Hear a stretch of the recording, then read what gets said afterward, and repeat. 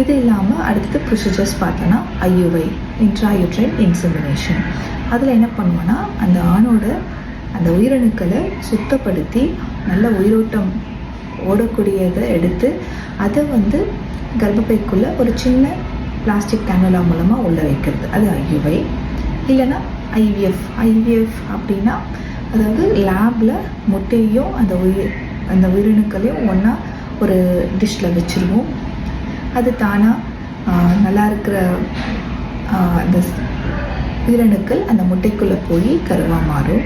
இல்லைன்னா ICSI அப்படிங்கிற ஒரு ப்ரொசீஜர். ICSIயில் என்ன பண்ணுவோன்னா அந்த உயிரணுக்களை ஒரு 400 தடவை மேக்னிஃபை பண்ணி பார்த்து அதில் நல்லா இருக்கிற ஒரு உயிரணுக்களை எடுத்து முட்டைக்குள்ளே செலுத்துறது, அது ICSI.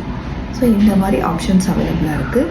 இன்கேஸ் சுத்தமாக அவங்களுக்கு உயிரணுக்களே இல்லை அப்படின்னும் போது டோனர் ஸ்பெர்ம் அந்த மாதிரி போகும். இல்லை முட்டை ரொம்ப கம்மியாக இருக்குது, முட்டையே இல்லை, குவாலிட்டி நல்லா இல்லை அப்படின்னவங்களுக்கு எக் டொனேஷன் அப்படின்ற ப்ரோக்ராம் பண்ணுவோம்.